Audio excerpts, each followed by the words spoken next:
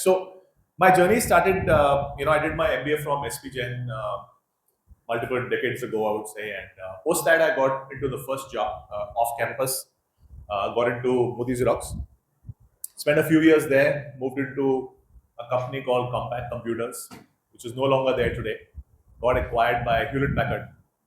And I was in Hewlett Packard for a few years. My last role there was as a country head.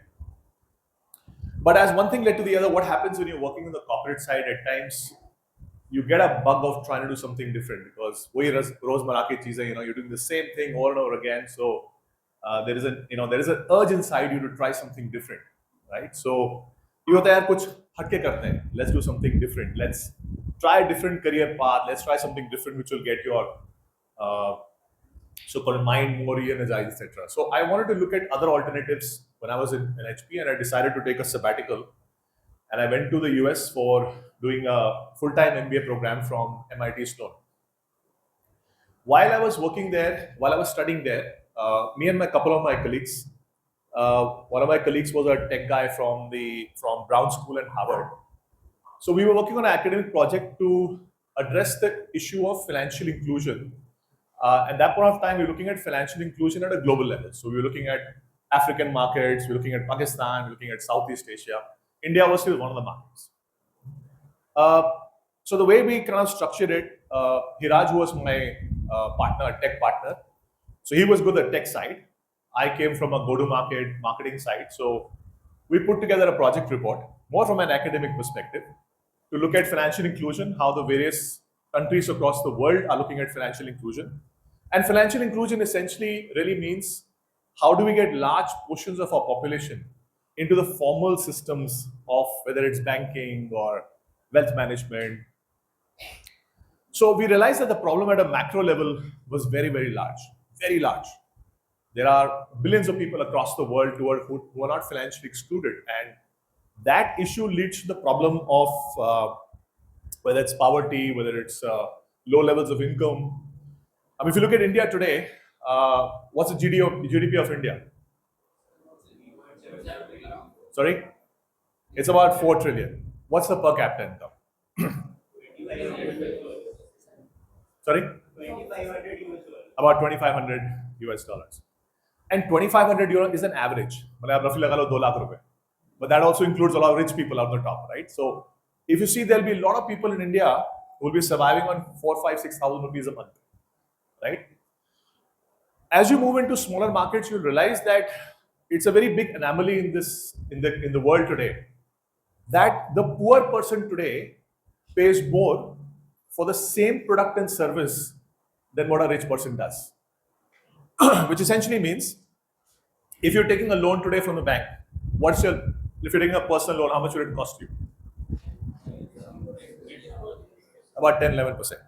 How much do you think an entrepreneur in a small city in UP or Bihar would be paying to take a loan from the market? First of all, getting a loan from the bank is a very difficult task, but most of the guys don't have CIBIL, they don't have credit history. It's a big challenge, right? So whom do they go to for their money and their working capital needs? They go to local money lenders. How much do these guys charge? Sorry? 18 to 20% is again if you're going through a microfinance company, right? If you look at money lenders today, there are models where they charge you 2, 3, 4% per day. Per day, right?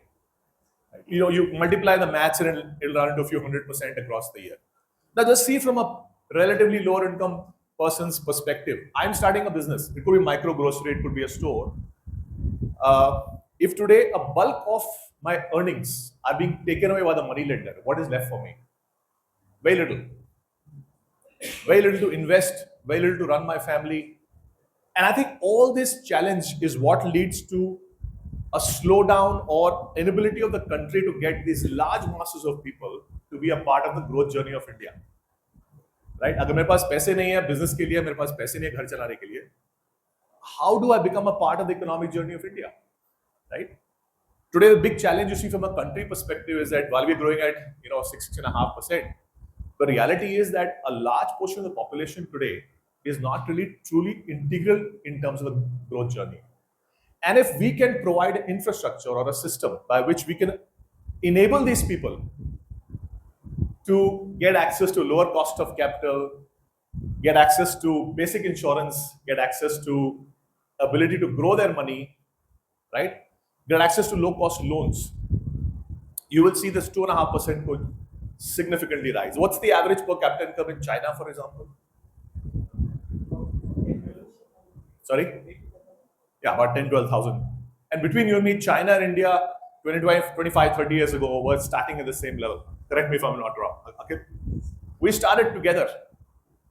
But today, and the population is by and large the same, right? Population is the same. But per capita income of China is maybe 10, 12,000 dollars. We are still at 2.5. So clearly, and that also reflects in the GDP. What's the GDP of China? Sorry? So I may not have exact numbers. Is it 19 you said? 18, 19 trillion dollars. So that's roughly about four times or 5 times of India. Correct? So when we were working on that project, is when we realized that, one is to look at the government and saying, yeah, government nahi kar raha, government ye nahi kar raha, wo nahi kar raha. But reality is that today, a large portion of how economy moves is not just the government, it's also people like us, you and me, who say, listen, while I need help from the government in terms of a program or a framework or a policy, but I can also do my bit in terms of creating something which can address that basic problem. So that made me feel very powerful. कि यार एक तो होता ना, we can spend our rest of our lives criticizing the government. अरे government ये नहीं कर रही, government वो नहीं कर रही, those kind of things.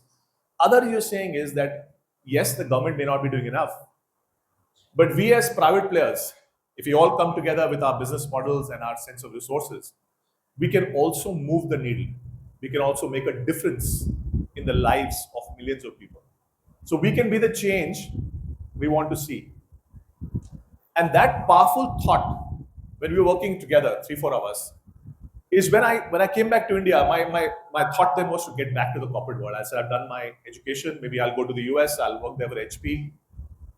But deep down in my mind, I said, wow, this is such a powerful feeling. India's got a huge issue. 70 crore people at that point of time in 2012-13 were excluded from the financial inclusion drive. That got me thinking. I said, boss, is there some way I can be a part of the journey of making that impact? When I came to India, I spoke to some people from RBI, from Department of Financial Services.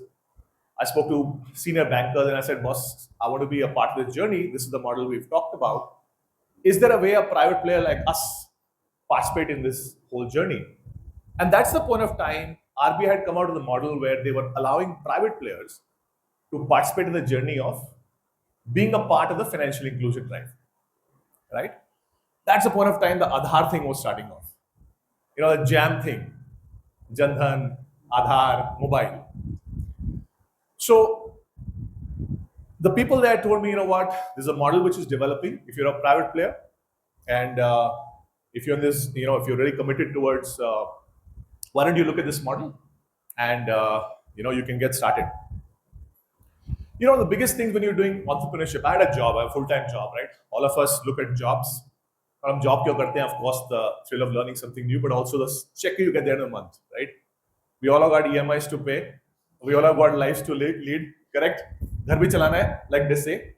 And the biggest issue when it comes to entrepreneurship is always के boss, next 1-1.5 साल ना शायद कमाई ना हो, right? मेरा जो दोस्त है ना वो 2-3-4 लाख रुपए कमा रहा है per month. मैं ठंडन भोपाल हूँ.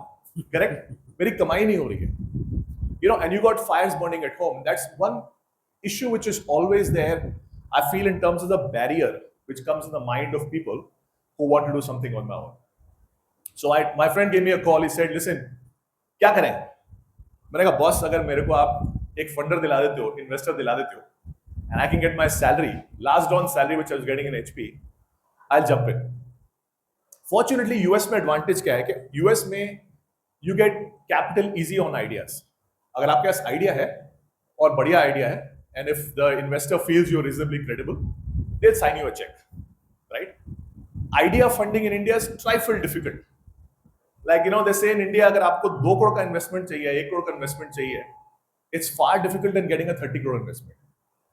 A 30 crore investment comes after the business idea is proven, you got a few customers, revenue model is running, people will sign you a check. 1 crore का idea का मतलब it's an idea phase, right? And a lot of people in India say यार नहीं यार आपके customer हो गया ना तो मैं बात करूँगा आपसे, right? So we were fortunate, we got this investor based out of New York. That person said, I'm willing to sign you a check, signed us a check. I made my own appointment letter with my own salary. I've never done it in my life. अपने appointment letter बनाई, अपना sign off किया, on behalf of HR, and they jumped into it, right? We jumped into the model.